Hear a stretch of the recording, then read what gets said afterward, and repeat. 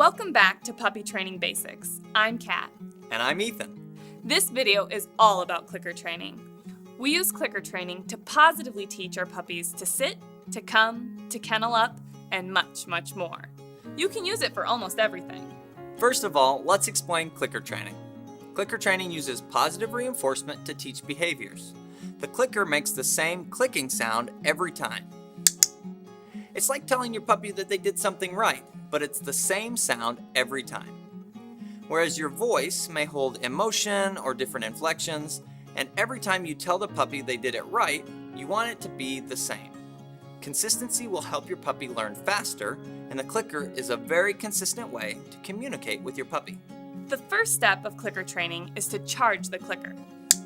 The puppy needs to understand that the clicking noise is a good thing and a reward is coming.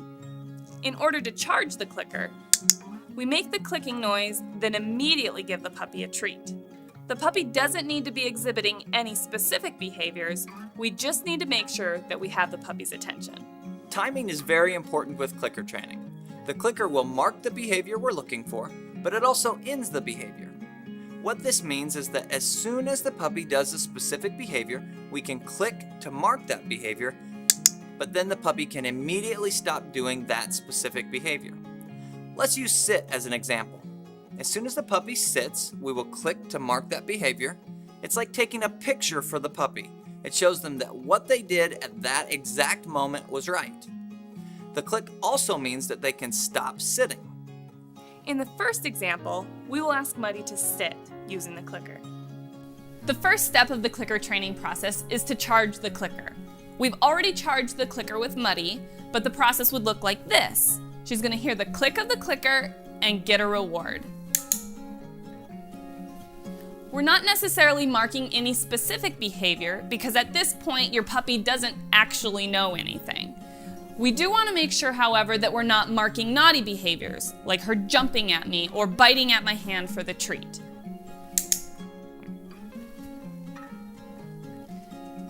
You know that you've charged the clicker properly when your puppy's paying attention to you and looking for that reward. I'd say we've got that accomplished with Muddy. The next process is to mark a specific behavior that we're looking for. With this specific example, we're going to show you how to teach a puppy to sit, which, of course, it looks like Muddy already knows how to do. Sitting is one of the first things we teach our puppies. I'm going to get her to move her feet so that I can mark the actual behavior of sitting.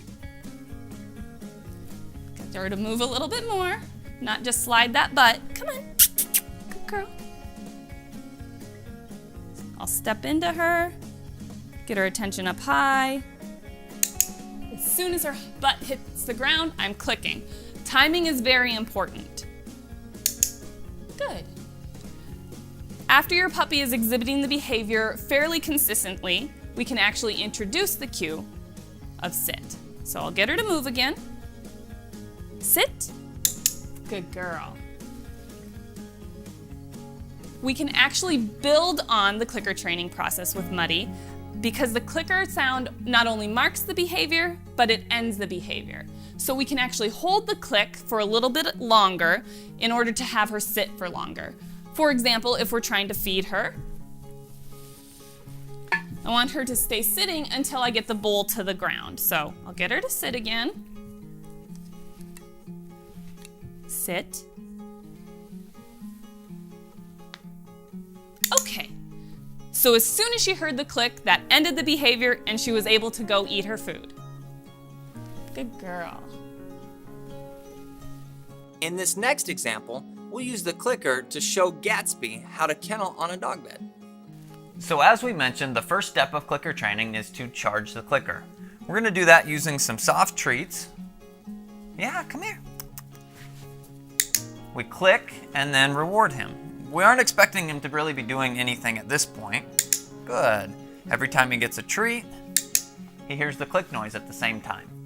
Now, we don't want to encourage any naughty behaviors like him jumping a little bit, and what we're going to use there would be called least reinforced scenario, and that's just going to be to ignore it, basically. If it progresses, we may have to change things a little bit, but he's behaving himself, then we can reward him. This is going to charge that clicking noise, building a positive association with the sound. Now, we've done quite a bit with this with Gatsby already, and we're going to actually work with him now on kenneling on a dog bed.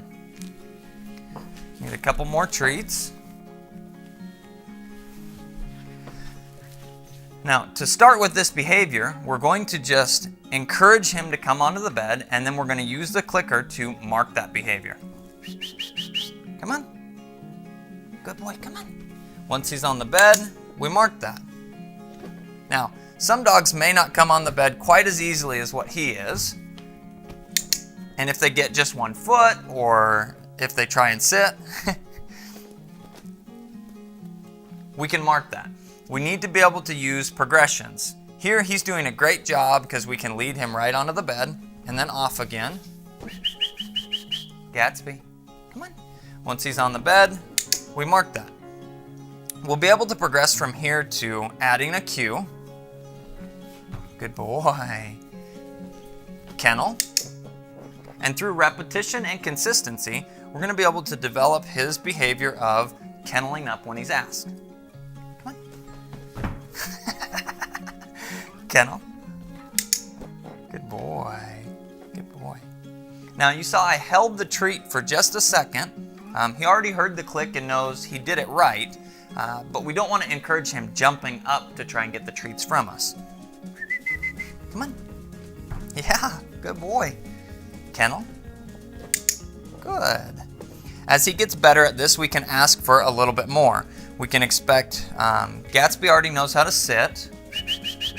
Once he gets on the bed, kennel, sit. Good. Now, we should be marking both of those.